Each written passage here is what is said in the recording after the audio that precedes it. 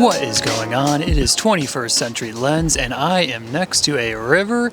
Just got done rock climbing and have a lot to talk about by way of books. Let's get into it. Was just out rock climbing with some buds and had a pretty rough day. All of my friends were able to send, but I could not do out there today.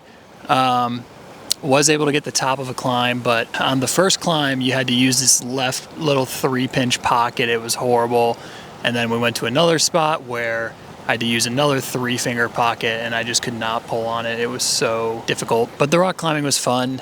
As you can see, I'm down back in the city now and the water's very cold, but it's not frozen over near the city like it is out in the mountains where we were at. But and concerning how nice it is outside, but it is so nice out. I just had to come sit by the river and figured I could talk about books here instead of in my house. Why not, you know? So far this week I've read the book Cultish by Amanda Montell, and that is a really fun nonfiction book. It's not super heavy. It's basically just talking about the different tactics that cults use to garner power and followers. And what's interesting about the book is she calls it cultish because cult is very hard to define in principle, because if you look closely enough, a lot of things could be considered cults. If you are to define cults by using the us versus them language, so having specific acronyms and language specific to your group of people that ostracizes outsiders, if you are to use that as the definition of a cult, well then there's a lot of different things that fall into that category. And so she uses a spectrum ranging from Peloton and startup companies all the way over to Scientology and Heaven's Gates. And it's a very interesting and fun read. It's not dense, like I said. There was one cool term, my favorite thing that I pulled from that book is the concept of thought terminating cliches.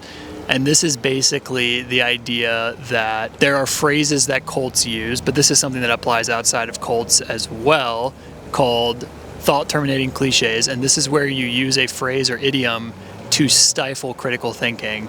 And this isn't always done in malice. So like a common phrase might be something like, everything happens for a reason. And what that really does is it asks the receiver of that phrase to stop cognitive processing. Everything happens for a reason. You don't need to look at the independent variables that might have led to such and such occurring. Instead, everything happens for a reason and we don't need to look too deep into it. And so just have faith, things like that. I had never heard that phrase before, so I just thought that was interesting. But I ended up giving it a 3 out of 5. It felt pretty informal for a nonfiction book.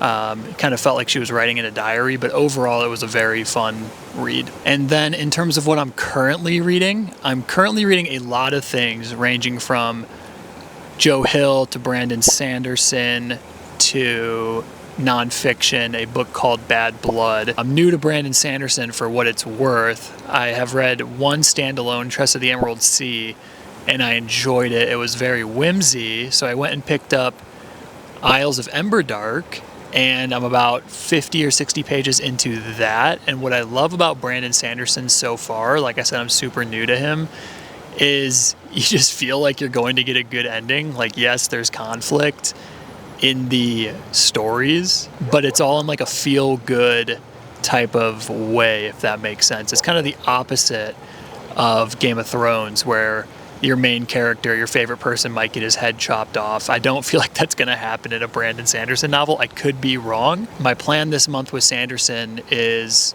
to finish Isles of Emberdark, which I'm enjoying so far. I've read half of Mistborn, so I want to finish Mistborn, and I've read half of The Way of Kings. So I'm going to go on a little bit of a Sanderson run here and see how it plays out.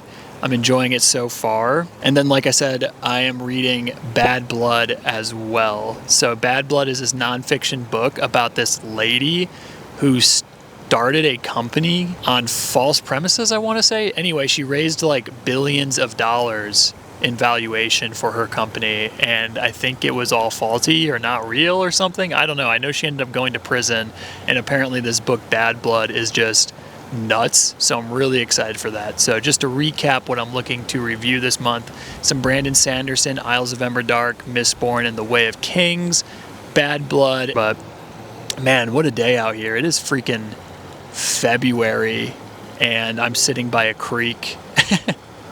And I'm just going to enjoy it and not think too hard about it. I'll think of a thought-terminating cliche for myself. Everything will be okay. Don't worry about it. I don't know. But anyway, that's what I did this weekend. Thanks for tuning in, and talk to you next week.